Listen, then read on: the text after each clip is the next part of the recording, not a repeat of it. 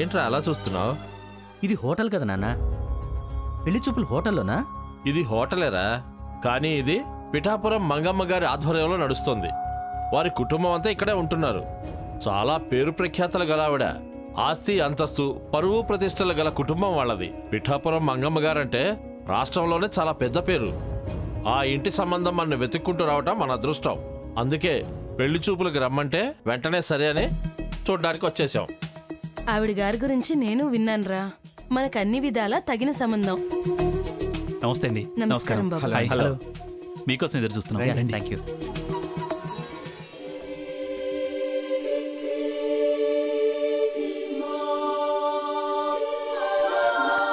అమ్మమ్మ గారు చెప్పారు కాబట్టి నీ చేత అలంకరించుకుంటున్నాను. ఎంత త్వరగా నన్ను సాగనంపితే అంత మంచిదని ఆరాటపడుతున్నావు కదూ? అవును, ఆరాటపడుతున్నాను. తప్పే. నన్ను పంపేసినా సాకేత్ నీకు దగ్గరవుతాడన్న గ్యారంటీ లేదు. దరిద్రం వదిలిపోయాక ధనవంతుడు కాడా అన్నట్టు నువ్వు పోయాక నాకు దగ్గర కాక ఏమవుతాడు? భ్రమపడుతున్నావు. నువ్వంటే అసహ్యమే కాని అభిమానం ఆపేక్ష లేదు. నా బావకు నా మీద ప్రేమ ఉందో లేదో నాకు తెలుసు. ఆ బాగా తెలుసులే. తెలిసే కోర్టు చుట్టూ ప్రదక్షిణలు చేస్తున్నావు. ప్రదక్షిణాలన్నీ నా దేవుడి కోసమే. నిన్ను దెయ్యం అనుకుంటున్నాడు. నువ్వెంత రెచ్చగొట్టినా నేనిప్పుడు నీతో పంచాయతీ పెట్టుకొని పెళ్లి వాళ్ల ముందు బయటపడను.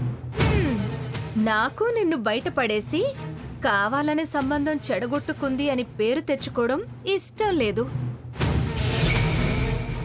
ఆ భగవంతుడే నా కోరిక నెరవేరుస్తాడు. మంది మొగుళ్ళని మరొకరికి అప్పగించళ్లే. నమస్కారం అండి. నమస్కారం. మా అబ్బాయి ఆదిత్య. నమస్కారం. నమస్కారం. నమస్కారం. నమస్తే.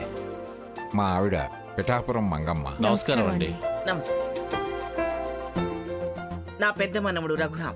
హలో. నమస్తే అండి. నమస్తే. వాడి భార్య సీతామహాలక్ష్మి. నమస్తే అమ్మా. నా చిన్న మనవడు సాకేత్రాం. నమస్తే. పెళ్లి కూతురు నా మనవరాలు. నాకు అమ్మాయి లేరు. అందుకే మీర్జాపురం వారి అమ్మాయిని నేను దత్తత తీసుకున్నాను. అలాగా, చాలా సంతోషం అమ్మా. శుభ సమయం దాటేలోపు అమ్మాయిని చూస్తే మంచిది. కాబోయే కోడలు చూడాలని అత్తగారు బాగా ఆరాటపడుతున్నట్టున్నారు. అబ్బాయి చూపుల్లో ఆరాటాన్ని కూడా నేను చదివాను. అది సహజం కదండి.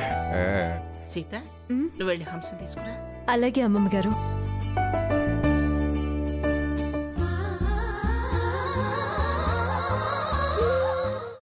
అమ్మా, అలాంటి వాళ్ళది నిజమైన ప్రేమ కాదు, అది వ్యామోహం. ఎగ్జాక్ట్లీ చిన్నత్త. నిజంగా ప్రేమించుకున్న వాళ్ళు అలా చేయరు.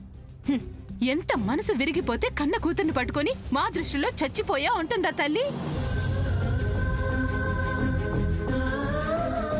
అది సరే అమ్మా, తన కూతురుతో తన మాట అనేటప్పుడు ఆమె మాటల్లో వ్యథ, కళ్ళల్లో బాధ గమనించావమ్మా?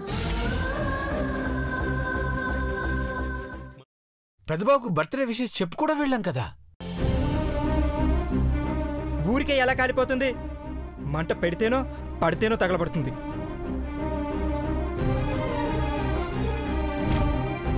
కరెక్ట్ చిన్నబాబు. నీకొచ్చినట్టే నాకు డౌట్ వచ్చింది. పార్వతే షర్టును తగలబెట్టిందనుకుంటా.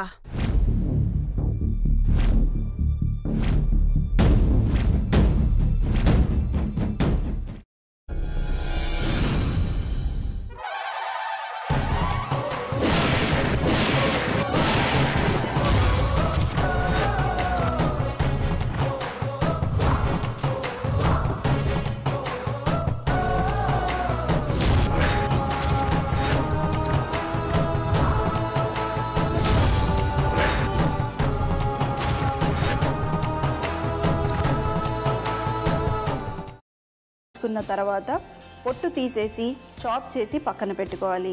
ఒక ప్యాన్లో కొద్దిగా నూనె వేడి చేసి అందులో ఆవాలు, మినప్పప్పు, శనగపప్పు, కరివేపాకు, సన్నగా తరిగి పెట్టుకున్న ఉల్లిపాయలు వేసుకుని 1 నిమిషం పాటు వేయించుకోవాలి. ఆ తర్వాత కాల్చి కట్ చేసి పెట్టుకున్న వంకాయని కూడా అందులో వేసుకుని బాగా మిక్స్ చేసి బౌల్లోకి ట్రాన్స్ఫర్ చేసుకుని అందులో తగినంత చిక్కటి పెరుగు లేదా పల్చటి పెరుగు వేసుకుని మిక్స్ చేసి అన్నంతో కానివ్వండి, చపాతీతో కానివ్వండి సర్వ్ చేసినా చాలా బాగుంటుంది.